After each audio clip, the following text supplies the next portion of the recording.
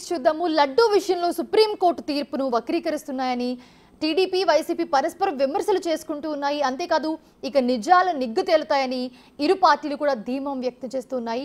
మరోవైపు చూస్తే సుప్రీంకోర్టు తీర్పును తాము స్వాగతిస్తూ ఉన్నామని కాంగ్రెస్ చీఫ్ షర్మిల అంటున్నారు.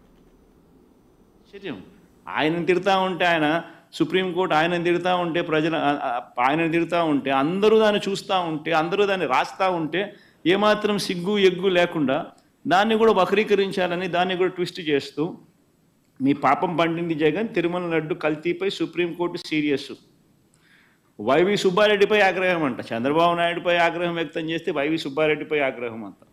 వైవి సుబ్బారెడ్డిపై ఆగ్రహం వ్యక్తం చేసిన సుప్రీంకోర్టు అంట. ఆశ్చర్యం అంటే ఆశ్చర్యం. నిజంగా వీళ్ళు రాసిన మాటలు చూస్తూ ఉంటే ఇంత దారుణంగా వక్రీకరిస్తూ ఈ మాదిరిగా చంద్రబాబు నాయుడు గారు అనే వ్యక్తి ఈ స్థాయికి దిగజారిపోయిన పరిస్థితులు కనిపిస్తూ ఉన్నాయి. దీనికి సంపూర్ణంగా రాష్ట్ర ప్రభుత్వం టోటల్, ఎందుకనంటే ఈ ప్రక్షాళన జరగాలని కోరుకుంటున్నది మేము. ఇందులో నిజాలు వెలుగులోకి రావాలి, రాష్ట్ర ప్రజల ముందు దోషులుగా ఎవరిని నిలబెట్టాలనుకుంటున్నాం అనేటువంటిది భగవంతుడితో సహా రేపు మీకు రిజల్ట్ చూపించేటువంటి సమయం దగ్గరకు వచ్చింది. జగన్మోహన్ రెడ్డి గారి ఆదేశాలతో ఏదైతే టీటీడీని వీళ్ళు అగౌరవపరిచారో వాళ్ళందరూ కూడా దోషులుగా నిలబడేటువంటి సమయం తొందరలోనే దగ్గరకు వస్తుంది, విచారణ పూర్తయిపోతేనే. రాష్ట్ర ప్రభుత్వం నుంచి మేము కోరుకునేటువంటిది తొందరలోనే ఈ సిట్ కూడా యాక్టివిటీ స్టార్ట్ అవుతుంది. దీంట్లో ఈ సిట్ చేసేటువంటి ప్రతి కార్యక్రమం వెనకాల కూడా రాష్ట్ర ప్రభుత్వం ట్రాన్స్పరెన్సీ మెకానిజాన్ని పాటిస్తుంది. ఎందుకు అనంటే ఇది మేము ప్రగాఢంగా కోరుకుంటున్నాం.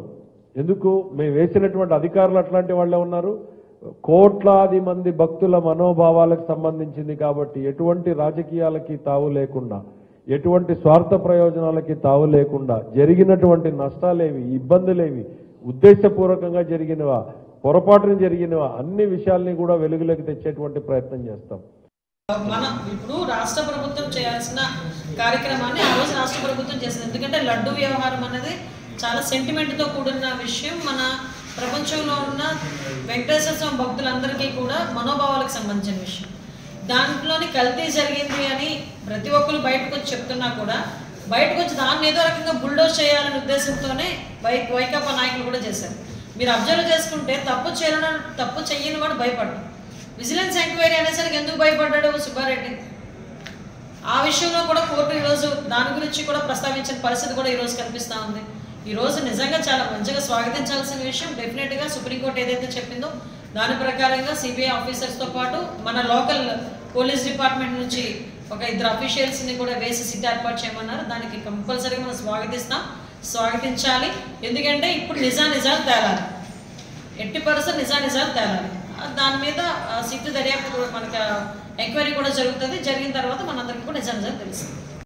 వెంకటేశ్వర స్వామి ఆలయంలో అన్నప్రసాదాలు, లడ్డూ తయారీలో నెయ్యికి బదులుగా పశువుల కొవ్వు వాడారు అని ఈ రాష్ట్ర ముఖ్యమంత్రి చంద్రబాబు నాయుడు గారు చేసిన ఆరోపణల మీద సుప్రీంకోర్టు ఈ రోజున స్వతంత్ర సిట్ను ఏర్పాటు చేసి సిబిఐ నుంచి 2 ఆఫీసర్లు, రాష్ట్ర ప్రభుత్వం నుంచి 2 ఆఫీసర్లు, కేంద్ర ఆహార భద్రతా సంస్థ నుంచి ఒక అధికారిని దర్యాప్తును కొనసాగించడానికి నియమించటం మేము పూర్తిగా స్వాగతిస్తున్నాం. మా సమయంలో నేను కానీ సుబ్బారెడ్డి గారు కానీ టీటీడీ పాలక మండలి అధ్యక్షులుగా ఉన్న కాలంలో ఏ విధమైనటువంటి తప్పు చేయలేదని ఆ దేవదేవుని పాదాల మీదనే ప్రమాణం చేసి చెప్పటం జరిగింది. దీని మీద మా వాళ్ళు సర్వోన్నత న్యాయస్థానానికి వెళ్ళటము, సర్వోన్నత న్యాయస్థానం దీని మీద చాలా స్పష్టమైనటువంటి ఆదేశాలు ఇవ్వటము జరిగింది. రాష్ట్ర ప్రభుత్వం నియమించినటువంటి సిట్ ఏ విధంగానూ కూడా న్యాయం చెయ్యదు అని మా భావన, అదే మా వాదన. Yes, we welcome the move of the Supreme Court. It is in fact a good outcome that an independent investigation be carried out on the Laddu Rao. It is really important that this be done. We, in fact, from the Congress party were the first ones to ask for a CBI inquiry. We wrote to the Union Ministry about this. We went to the governor regarding this. We also wrote to the Supreme Court asking for a sumo motu. So, God's grace, this has come to pass now. We are seeing that the Supreme Court has ordered an investigation that is independent, and we welcome this. And also, we were the ones who spoke that this should not be politicized. But thank God, it's all come to a good outcome. Sir, Jagan గారి ప్రభుత్వం రాష్ట్రంలోకి అధికారంలో వచ్చాక విమర్శలకు అర్థం లేకుండా పోయింది.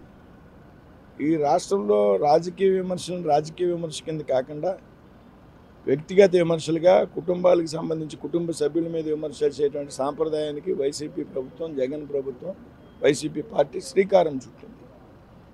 ఈవేళ కొత్తగా ప్రభుత్వం అధికారంలోకి వచ్చింది. ఈవేళ ఏ విషయం అయినా సుప్రీంకోర్టు మాట్లాడినా, లేకపోతే ఎంక్వైరీ కమిటీ నిజానిజాలు తీర్చినా వాస్తవాలు బయటకు వస్తాయి. వాస్తవాలు అందరూ